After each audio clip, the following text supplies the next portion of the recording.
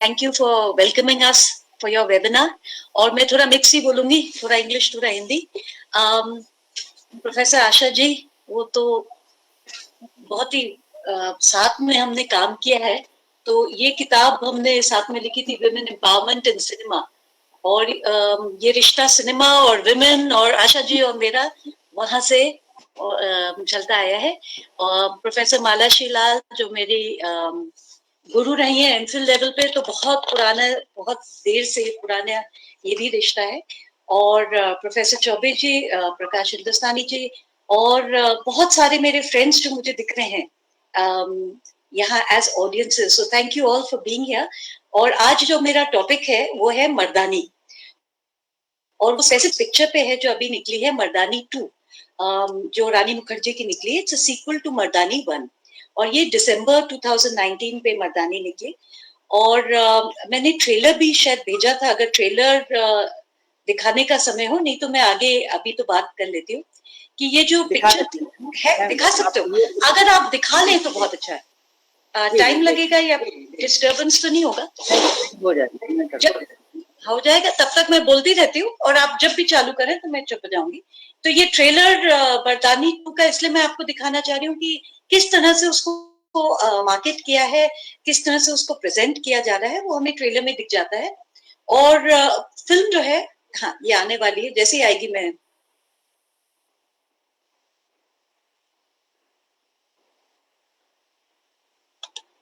आ रही है क्या?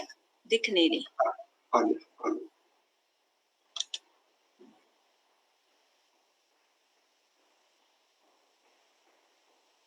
हाँ,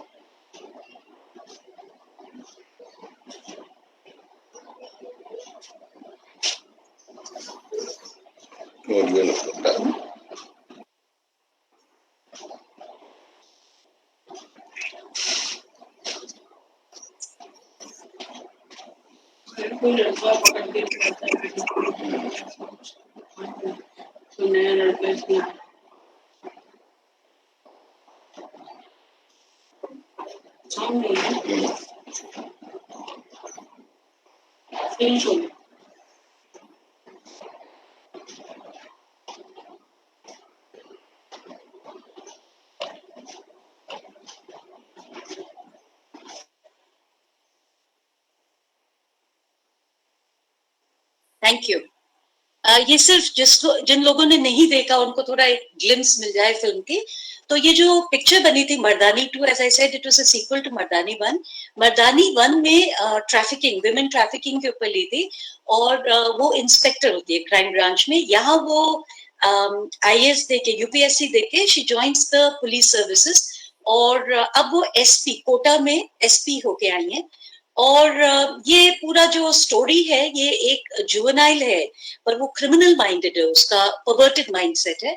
और वो पर्टिकुलर काइंड ऑफ विमेन को पसंद नहीं करता, वो विमेन जो असर्टिव हो, उसको लगता है ये मर्दानी बन रही हैं, तो वो उनको अटैक करता है और उनको रेप भी करता है, ब्रूटली उनको मारता भी है, और फिर उनको मर्डर भी कर देता है। मतलब उसका ये माइंडसेट है। और इसमें जब ये एसपी आती है, ये अपने डिडक्टिव लॉजिक से उसको पकड़ भी लेती हैं और एक बार वो टीवी में कहती है मैं उसको खींचते हुए कोर्ट ले जाऊंगी कॉलर पकड़ के, तो उसको उसी बात से अट्रैक्ट हो जाता है, अब उनके पीछे पड़ जाता है वो।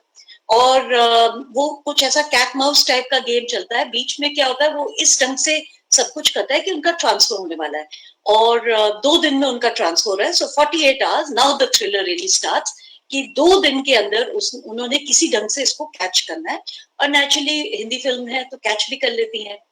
तो ये मर्दानी की कहानी है।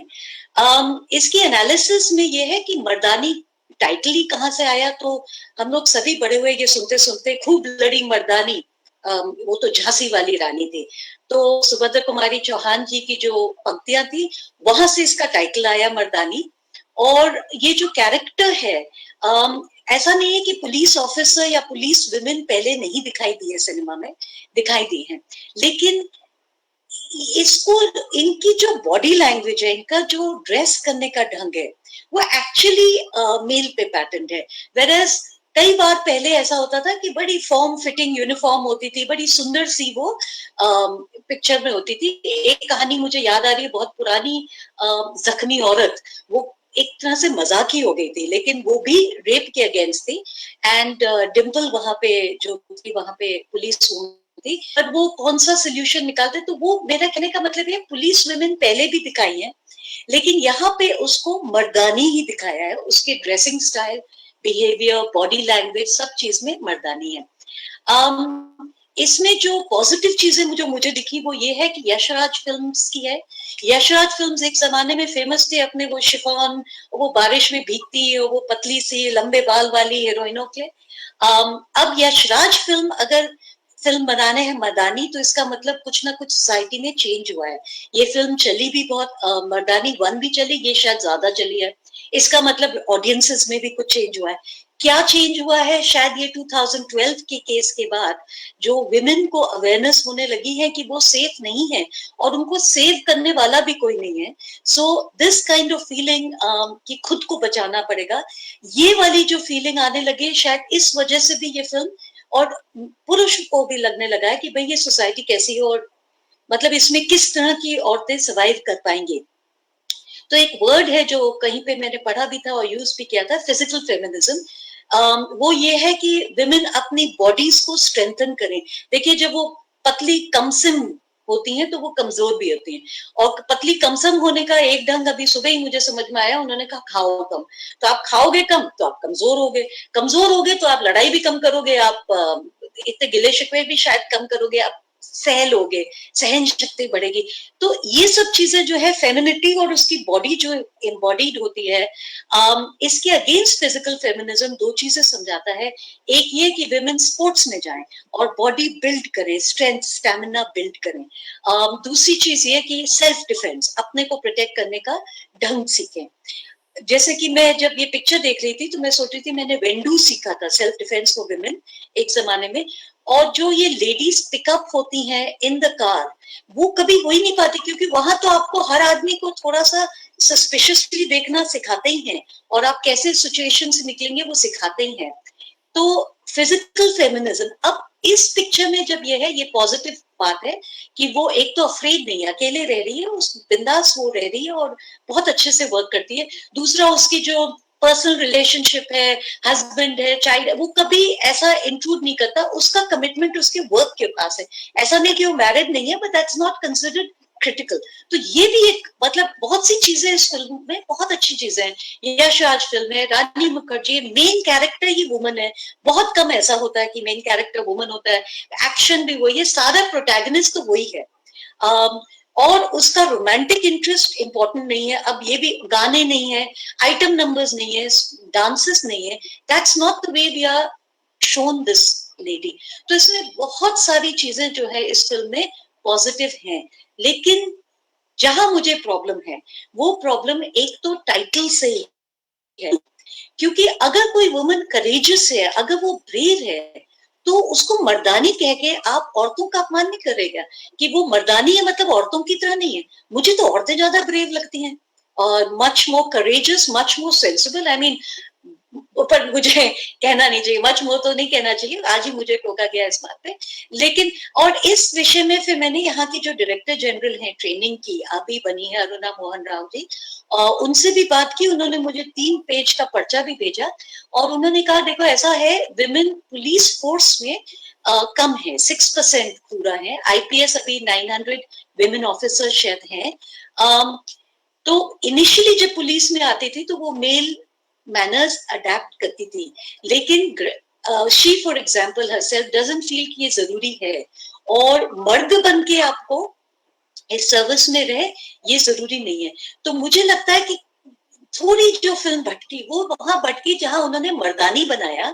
फिर उन्होंने कौन सा मर्द रोल मॉडल लिया, तो उन्होंने पुलिस का वो सिंघम और उस टाइप का अगर रोल मॉडल आप ले लो कि मर्द क्या होता है, तो फिर क्या होता है उसमें, वो लास्ट में ये है कि वो बहुत उसमें क्षमता है, उसको वो पीटता है तो उसको प्रॉब्लम नहीं होती, नेल भी डाल देता है, लेकिन वो लास्ट में जब उसको मारती है तो मुझे अब मेरी एज की भी प्रॉब्लम है क्योंकि वो लड़का 18 से कम है। दूसरी चीज ये, एक है आप सेल्फ डिफेंस में मार रहे हैं, एक है आप कंट्रोल करने के लिए मार रहे हैं, और एक जिस तरह से वो लगातार मार रही है एक विजिलेंटे की तरह, और फिर और लोग वो व्हिप लेके मारते जा रहे हैं, तो फिर मुझे लगता है आपने क्रॉस कर दी लाइन और एट्रोसिटी की तरफ चले गए। अच्छा, इसमें एक सीन है जहां वो प्रेस से बात कर रही है और वो कह रही है कि सोसाइटी का जो आउटलुक है विमेन की तरफ, वो विमेन सुन रही है, बहुत खुश हो रही है, और ये सच है कि पूरा जो आउटलुक है पूरी, वो कहती है इक्वालिटी की तो आप बात ही मत करो, हो ही नहीं सकती इक्वालिटी, पहले ये चीजें तो ठीक करो।